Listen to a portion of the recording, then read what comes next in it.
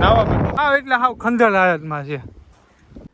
આમ જો હાવ એટલે હાવ પડી ગયું આ તો. હાલો મિત્રો, હવે હું આવી ગયો છું ભાઈ જે હોલિડે કેમ્પ બંગલો આવેલો છે ચોરવાડની અંદર ત્યાં. અને અહીંનું તમે બારોબારનો નજારો જોવો, કંઈક આ રીતના છે. આ બાજુ આ રીતના ઝાડવાને છે, એમ મસ્ત એવો છાંયો છે બેસવા માટેનો. અને સામે છે બંગલો જે જૂનાગઢના નવાબનો કહેવામાં આવે છે. અને અહીંયા છે કાંઈક પિલોરું આ રીતના ગેટ છે જૂનવાણી ટાઈપમાં, હજી આ રીતના છે. અહીંયા તો હવે ખણધાઈ ગલ જેવું થઈ ગયું છે, અહીંયા તો કાંઈક પડી ગયું એ રીતના છે. અને સામે છે બંગલો, એટલે આપણે જઈએ છીએ બંગલા એ જોવા માટે કે અત્યારે બંગલો કેવો છે, શું છે પરિસ્થિતિ બંગલાની. અને આ બંગલો ભાઈ આવેલો છે હાવ દરિયાને કિનારે, દરિયાને કાંઠે એ રીતના બંગલો છે આ. અને અહીંયા આ હોલિડે કેમ્પથી ઓળખાય છે, આ બંગલાનું નામ છે એવું કાંઈક.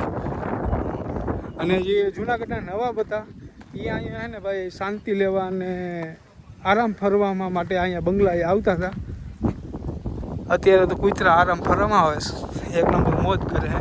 ગાડી મેં સામે પાર્કિંગ કરી દીધી છે, અહીંથી કાંઈક જવાનો રસ્તો છે તો જોઈએ જવાય કે નહીં ત્યાંથી.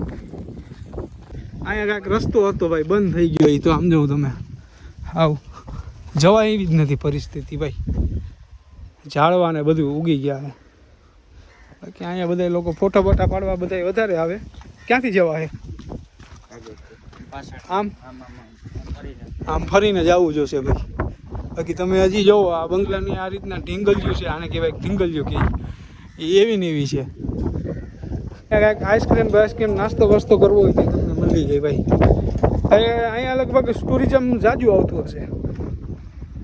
બંગલાના આગળના ગેટેથી તો જવાનું નહીં, હવે પાછળના ગેટથી જઈએ.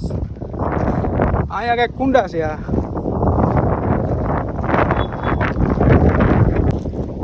બંગલો એટલે બંગલો છે ભાઈ, દરવાજા બારી બારી તો બધું નોખું થઈ ગયું સમજો. આ દરિયાની સામે જ છે ભાઈ એક્ઝેક્ટ. ઓહ ભાઈ બંગલાની હાલત જ સાવ ખરાબ છે ભાઈ. આમ જાઓ તમે, આવી જૂનવાણી વસ્તુ છે બધી આ. અને સામે જ છે દરિયો. અહીંયા ભાઈ આરામ ફરવા માટે આવતા હતા. હજી આપણે અંદર જઈએ છીએ, આગળ જઈએ છીએ, આપણને શું જાણવાને જોવા મળે જોઈએ આગળ.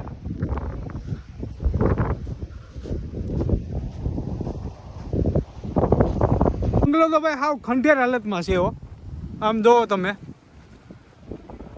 હાવ એટલે હાવ ખંડેર હાલતમાં છે. પગથિયા છે આમ જો. અહીંયા એના બાથરૂમ છે ભાઈ, આ બંગલાના બાથરૂમ છે. એ બાજુ આવી ગયા આપણે. આમ જો હાવ એટલે હાવ પડી ગયું આ તો બધું. ઉપર જવાની કોશિશ કરીએ છે ભાઈ, જેટલું જવાય એટલું. ઓહો ભાઈ આમ જો બધું વેખણ વેણ છે, ખંડેર થઈ ગયો છે. આમ જો બધું ખંડેર થઈ ગયું છે. આ મને લાગે આ એકમાં આની ઉપર આ બધું પડી ગયું છે. હજી થોડાક આગળ જઈએ. બંગલો છે ભાઈ જોરદાર હતો, એક નંબર બંગલો હતો, પણ અત્યારે ખંડેર થઈ ગયો છે. ખંડેર એટલે ખંડેર. આમ જાઉં તો જૂનવાણી બધું આ જૂનવાણી લોખંડનો થાંભલો છે, ખંડેર.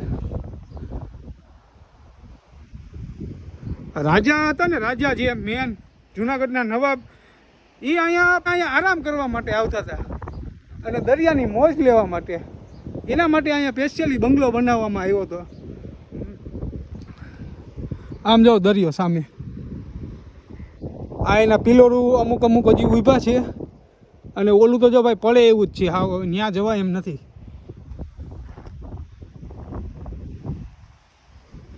જો તો ને નજારો બતાવું બંગલાનો ભાઈ, અરે એક નંબર ભાઈ નજારો બંગલાનો હતો, પણ અત્યારે ખંડેર થઈ ગયો છે. આમ તો જોઉં તમે ભાઈ,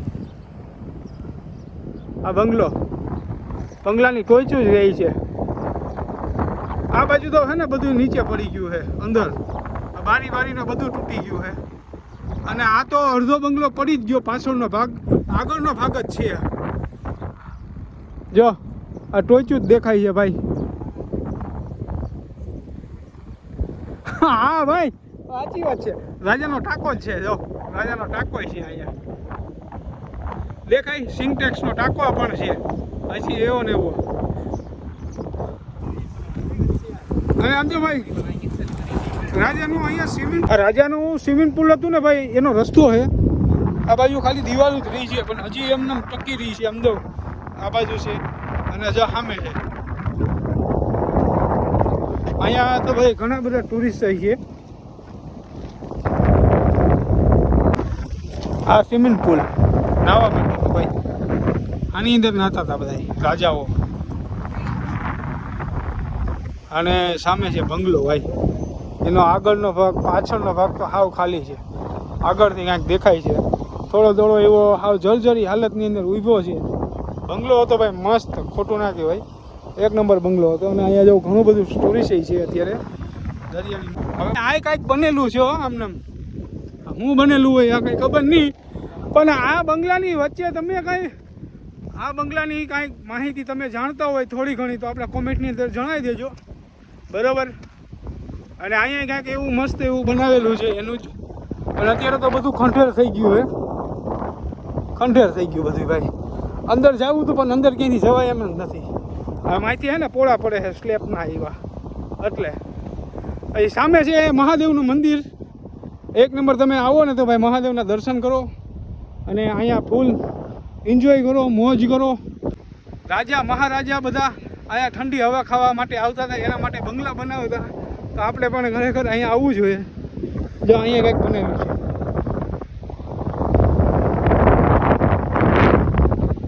ચણા ચોર ગરમ, એ પણ તમને મળી જાય ખાવા. આ મેન ભાગ છે ભાઈ, અહીંથી આવવાનું રહેતું હતું. જો આ તમને પેલા ગેટ મેં જે બતાવ્યો નહીં, પણ અત્યારે બધા ઝાડવા ને બધે ઉગી ગયા એટલે ખંડેર થઈ ગયું હે. અને આ ઉપર જવું તમે, બધું લડી રહ્યું છે સમજો. આ બધું જો ઓલો દરવાજો તો આખો નીકળી ગયો ભાઈ, વાતો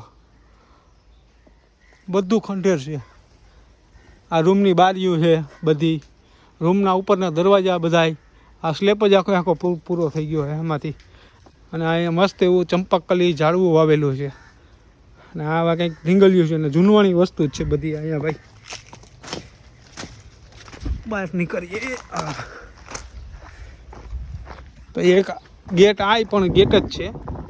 અને આ સામેનું આપણે ઓલી બાજુથી તમને બતાવ્યું ને એ. અને આ બાજુ એટલું બધું મેદાન છે. ફરવા આવો તો તમને મજા આવે, આવી જૂનવાણી વસ્તુ જોઈ ને આનંદ આવે ને આપણને થોડું ઘણું જાણવા મળે આના બાબતે. બસ તો આજનો વિડીયો અહીંયા સુધી હતો, અહીંથી આપણે સમાપ્ત કરીએ. સારું લાગ્યું અહીંયા કોમેન્ટની અંદર જણાવજો. બાકી નેક્સ્ટ વિડીયોમાં મળીએ. ત્યાં સુધી બધીને જય માતાજી, જય શ્રી કૃષ્ણ, હર હર મહાદેવ.